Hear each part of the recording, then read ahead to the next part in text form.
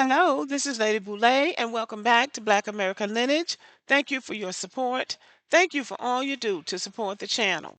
Today, I want to introduce you to Henry T. Sampson.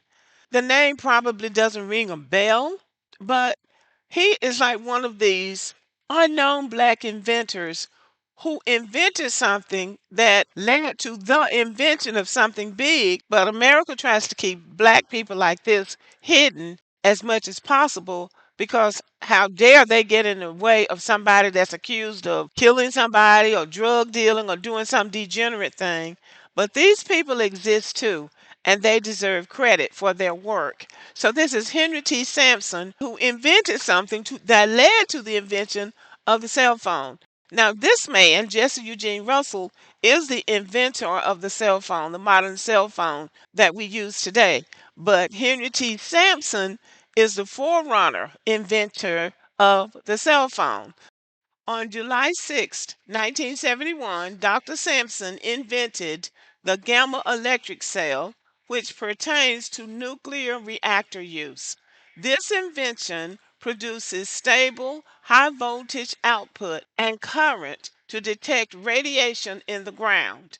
Now, this gamma electric cell is what powers the cell phone. So, this was his very important invention. And before I get into a little background about his life, let us remember that very often the black American will invent something that will lead to the greater invention, but it's always somebody else in line to take credit for it. For instance, the light bulb.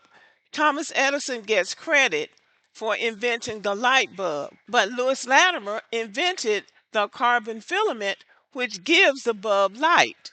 So without light, you don't have a light bulb.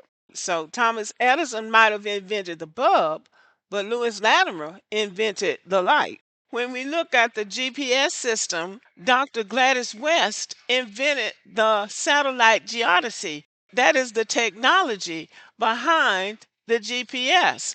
But somebody else tries to take credit for it when the black person invented the technology behind it. So that's the true inventor. And so it is with this. Henry T. Sampson invented the gamma electric cell. And that is what makes the cell phone the cell phone. Okay, so let me tell you a little bit about him. Born in Jackson, Mississippi in 1934, Henry Thomas Sampson Jr. was a prolific inventor and pioneer in the field of nuclear engineering. Sampson was also a pioneer in the technology that is used in modern cell phones. But contrary to widely held belief, he didn't invent the cell phone. The eldest child of Esther and Henry T. Sampson, Henry Jr. had a younger brother named John. After graduating from Lanier High School in Jackson, Mississippi in 1951, Sampson attended Morehouse College, an HBCU, historically black college and university in Atlanta, Georgia, for 2 years. He later transferred to Purdue University in Lafayette, Indiana, and earned a BS degree in chemical engineering in 1956. Sampson continued his studies and earned a master's degree in chemical engineering in 1961 from the University of California, Los Angeles, UCLA. He continued his graduate studies and pursued a doctoral degree in nuclear engineering from the University of Illinois at Urbana-Champaign. In 1967, he became the first African American in the United States to earn a PhD in nuclear engineering. And I want to make the point that He went to these colleges in the 1950s and 60s before affirmative action. So the idea that black people have to have affirmative action to get into a predominantly white institution is just garbage.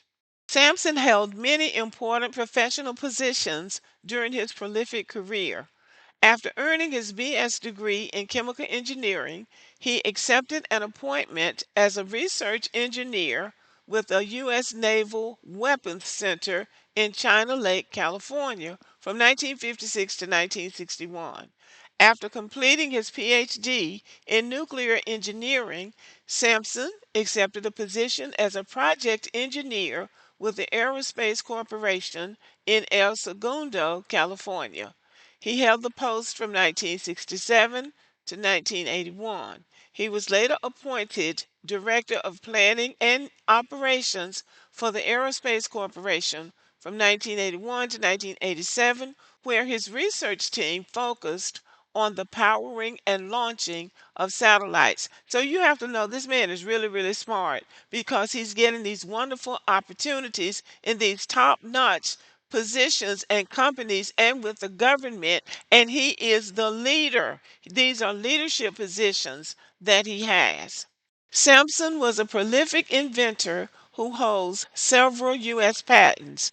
Sampson also held several other patents focusing on the development of rocket fuels. In 1973, he invented an improved process of case bonding of propellant grains within a rocket chamber. I have no idea what that is. I just know that it is important to the United States technology in space programs.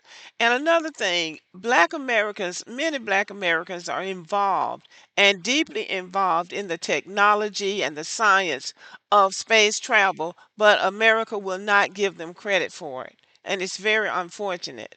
Dr. Sampson said, when I graduated from Purdue, I found many companies wouldn't hire an African American engineer. Now, he went on to get a PhD, and they still, in the eyes of some people, he couldn't do the job. Not because he didn't have the intelligence, because they were judging him by the color of his skin. Nevertheless, the saying is, your gifts will make a place for you in the world. And Booker T. Washington said, when you can do something that the world wants done, you will in the end make your way. So he made his way, and he did it in a grand and sophisticated way, I would say.